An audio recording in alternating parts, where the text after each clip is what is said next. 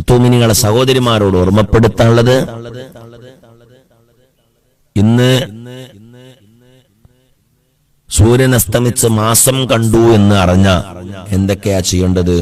മാസം കണ്ടു എന്ന് പറഞ്ഞാൽ എന്തൊക്കെയാ ചെയ്യേണ്ടത്?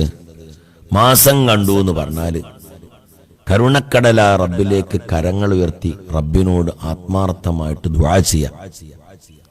ദുആക്ക് ഉത്തരം കിട്ടുന്ന സമയമാണ് ഇന്നത്തെ രാവ്. ഇന്ന് മാസം കണ്ടു എന്ന് പറഞ്ഞാല്, പടച്ചോനെ ഈ റമളാൻ മാസം മുഴുവനായി നല്ലതുപോലെ നോമ്പ് നോറ്റ് ധാരാളമായ അമലുകൾ ചെയ്ത് നിന്നിലേക്ക് അടുക്കാൻ ഞങ്ങൾക്ക് തൗഫീഖ് തരണേ എന്ന് ദുആരക്ക. എന്നിട്ട് പിന്നെ ഉടനെ തന്നെ അഷ്ഹദു അല്ലാ ഇലാഹ ഇല്ലല്ലാഹ് അസ്തഗ്ഫിറുല്ലാഹ് അസ്അലുക്കൽ ജന്നത വഅഊദു ബിക മിനന്നാർ.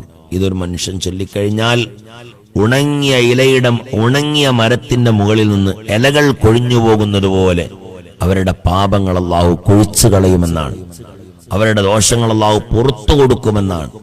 അൽഹംദുലില്ലാഹ്, അല്ലാഹു സുബ്ഹാനഹു വ തആല നമ്മുടെ ദോഷങ്ങളും അല്ലാഹു ഈ റമളാനിൽ മൊത്തമായി കൊഴിച്ചു കളഞ്ഞ്, ഒരു ഉണങ്ങിയ മരത്തിൽ നിന്ന് ഇലകൾ കൊഴിഞ്ഞു പോയാൽ ആ മരം എങ്ങനെ വൃത്തിയിൽ നിൽക്കുവോ അത്രയും വൃത്തിയിൽ അല്ലാഹു നമ്മെ ആക്കിത്തരുകയും ചെയ്യട്ടെ.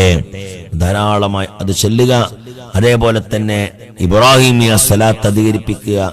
അതുപോലെ തന്നെ ആദ്യത്തെ 10 അല്ലാഹുമ്മ റഹംനി യാ റഹമർ റഹീമീൻ എന്നുള്ള വിശുദ്ധമായ ദിക്റിനെ അങ്ങനെ ചൊല്ലന്നെ. നിസ്കാരത്തിന്റെ ശേഷം 3 അല്ല, എല്ലാ സമയത്തിലും അങ്ങനെ കണ്ടിന്യൂ ആയിട്ട് ധാരാളം ധാരാളം ധാരാളം ധാരാളമായിട്ട് അങ്ങനെ ചൊല്ലാം.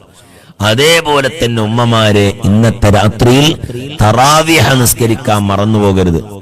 തറാവിഹ നിസ്കരിക്കാൻ മറക്കരുത്. തറാവിഹ നിസ്കരിച്ചാൽ ഹബീബാ നബി സല്ലല്ലാഹു അലൈഹി വസല്ലം തങ്ങൾ പറയുന്നു, ശുദ്ധമായ തറാവിഹ നിസ്കാരം വളരെ മഹത്വമുള്ളതാണ്, വളരെ പുണ്യമുള്ളതാണ്. അല്ലാഹു സുബ്ഹാനഹു വ തആല ദോഷങ്ങളൊക്കെ കൊഴിച്ചു കളയും. നബി സല്ലല്ലാഹു അലൈഹി വസല്ലം തങ്ങളോട് സ്വഹാബത്ത് ചോദിച്ചു, യാ റസൂലല്ലാഹ്, അമലുകളുടെ കൂട്ടത്തിൽ ഏറ്റവും വലിയ അമൽ ഏതാണ്? ഹബീബാ നബി തങ്ങൾ പറഞ്ഞു, നീണ്ട നേരം നിന്ന് നിസ്കരിക്കലാണ് അമലുകളുടെ കൂട്ടത്തിൽ ഏറ്റവും ശ്രേഷ്ഠമായ അമല് എന്ന് ഹബീബായ നബി മുഹമ്മദ് മുസ്തഫ സല്ലല്ലാഹു അലൈഹി വസല്ലം. റമളാനിൽ ചെയ്യുന്ന ഏറ്റവും വലിയ പ്രവർത്തനമാണ് ശുദ്ധമായ തറാവിഹ നിസ്കാരം. ആ തറാവിഹ് 20 റക്അത്ത് ഒരിക്കലും നാം എന്താക്കരുത്, നഷ്ടപ്പെടുത്തി കളയരുത്. തറാവിന്റെ സമയം പ്രവേശിക്കൽ എപ്പോഴാണെന്ന് ചില ആളുകൾക്ക് ഒരു ചോദ്യം ഉണ്ടാവും. തറാവിന്റെ സമയം എപ്പോഴാ കിടക്കുക? തറാവിന്റെ സമയം ഇശാ നിസ്കരിച്ചാൽ, മനസ്സിലായില്ലേ? അല്ലാതെ ഇശാ ബാങ്ക് കൊടുത്താലല്ല, ഇശാ നിസ്കരിച്ചാലാണ് തറാവിന്റെ സമയം കിടക്കുക. ഇശാ നിസ്കരിച്ചതിന് ശേഷമാണ് തറാവിഹ് നിസ്കരിക്കേണ്ടത്. തറാവിന്റെ സമയം അങ്ങനെയാണ്. ഇശാ നിസ്കരിച്ചു കഴിഞ്ഞാ ഉടനെ തന്നെ തറാവിന്റെ സമയം കിടക്കും. തറാവിഹ് നിസ്കരിക്കണം, 20 റക്അത്ത് നിസ്കരിക്കണം. ആ 20 റക്അത്ത് കഴിഞ്ഞാൽ പിന്നെ വിത്ർ 11 നിസ്കരിക്കാൻ കഴിയുന്നവർ അങ്ങനെ ചെയ്യണം.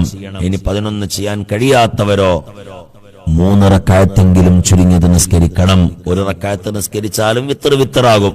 പക്ഷെ 3 റക്അത്തെങ്കിലും ഒരു റക്അത്ത് കൊണ്ട് പതിവാക്കരുത്.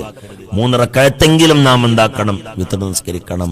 അങ്ങനെ 23 റക്അത്ത്, അതായത് 20 റക്അത്ത് തറാവിഹും 3 റക്അത്ത് വിത്റും. അതെല്ലാം 11 നിസ്കരിക്കാൻ കഴിയോ? 11 നിസ്കരിച്ചോളൂ. അത് കഴിഞ്ഞാൽ അപ്പോത്തിന് ആണുങ്ങളൊക്കെ നിർബന്ധമായിട്ടും തറാവിനെ പറഞ്ഞേക്കണം, പള്ളിക്ക് പറഞ്ഞേക്കണം. ഒരാളും വീട്ടിൽ നിർത്തരുത്, അങ്ങാടി നിർത്തരുത്. വയ്യൊക്കെ നടക്കണോ അല്ലെ? ഓലെ വയ്യൊക്കെ നടന്നാൽ ശരിയാവും. മനസ്സിലായിട്ടില്ലേ? നമ്മൾ ഒന്ന് ഒരുങ്ങി തയ്യാറായ ഒക്കെ റെഡിയാവും മുത്തുമിനിങ്ങളെ. മനസ്സിലായിട്ടില്ലേ? എല്ലാം ശരിയാവും പറഞ്ഞില്ലേ? അതിൽ പെടും. എല്ലാം നമ്മളൊന്ന് ഒരുങ്ങി തയ്യാറായാൽ മതി, എന്നാ ഒക്കെ ശരിയാവും. ശരിയാവാത്ത ഒന്നും ഉണ്ടാവില്ല. നമ്മളൊന്ന് ബാക്ക് കൂടിയാൽ മതി. ഇശാ നിസ്കരിക്കാൻ വേണ്ടത് തറാവിന് കൂടെയല്ല വേണ്ടത്. ഇശാ നിസ്കരിച്ചിട്ടാണ് തറാവി നിസ്കരിക്കേണ്ടത്.